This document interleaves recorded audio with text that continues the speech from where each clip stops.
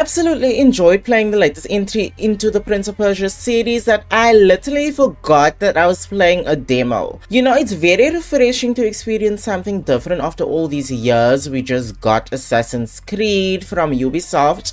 Not that there's anything wrong with that. Well, apart from the confusion regarding the timeline and other aspects, anyway, enough of that. I was really looking forward to The Lost Crown because it brought me back to where I initially started with my journey with Prince of Persia. And it might not be where or whatever you expected.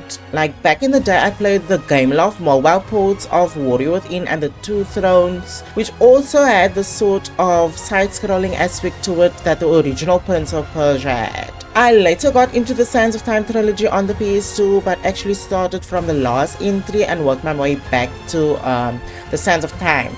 And I somehow completed the Sands of Time first before the rest in one night, which surprised me back then because I rarely completed games besides some of the older GTA titles. But back to the latest game, I think because this demo already shows how dedicated the development team was in providing a polished and overall enjoyable experience, that it might bring back relevancy to the Prince of Persia series, because although the hype died out over the years, there were still dedicated players among the fan base. And who knows, maybe the Sands of Time remake that's still in development might be just as good or even better than expected. While apart from it being developed by a different team, I doubt that they would want to make a bad impression after this release. They better not, because I know Ubisoft Montreal developed the original Sands of Time. They cannot afford to mess with the remake. Now, The Lost Crown focuses on the Immortals, while specifically Sargon, who you get to play as, and not as a prince this time around. And I think people forgot that the character in the original game was not a prince, and only became one in the next game after saving the princess from, I think it was the Vizier, I'm not quite sure. Anyway, the Immortals are trying to get Prince Hassan, I hope I'm saying that right.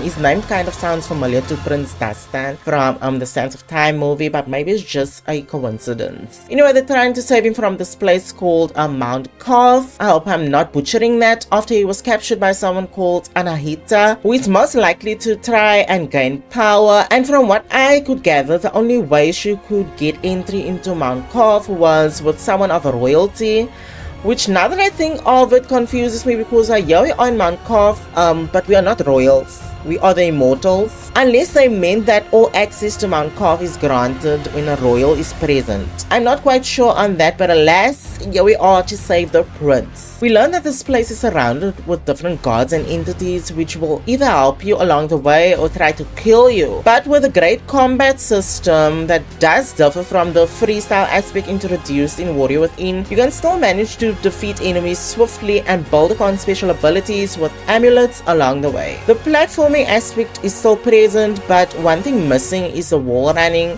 which I'm not complaining about because there is a dash feature that kinda works similar, but it's also very useful if you find yourself stuck in certain areas, which I found out accidentally. Speaking of areas, you can travel to and from different areas, and there is a nice little feature that lets you take a screenshot of a specific area of interest should you decide to come back.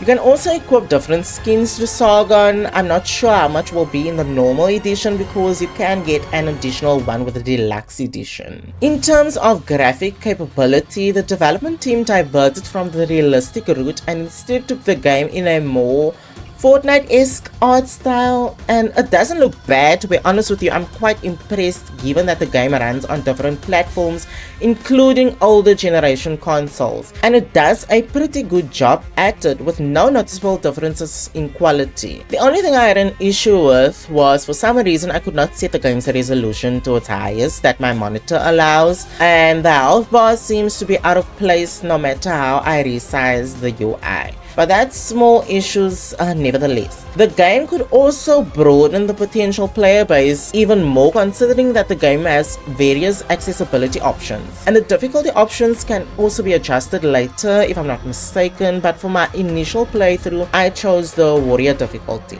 In terms of the soundtrack, I'm not sure if those who worked on the original Sands of Time provided music for The Lost Crown. But I have no complaints. The music does sound amazing. I'm very excited to see where the Prince of Persia series might be heading to, given that the general consensus is that this game is great and is already heading to becoming another critically acclaimed title for Ubisoft. I wouldn't be surprised if this game would be a game of the year for 2024, but we'll see along the way later this year. And that concludes today's video. Thank you guys for watching. I hope you guys enjoyed. I will be posting clips of my gameplay of The Lost Crown sometime next week. I still owe you guys a speed run of Sands of Time. Well, an attempt at a speed run. I told you I'd do it in my own unique way. But yesterday there was a power outage, so I could not complete it, and I was also getting frustrated at this one certain level. Also, I still owe you guys SmackDown vs. Raw 2010, so stay tuned for that. I'm not fitting it in for this week. I really did a lot this week, so I'm gonna try and see if I can do something next week. Even though Chameleon is being released, and I am gonna do a gameplay video on that. But stay tuned, I'll try to fit it in some way, hopefully next week.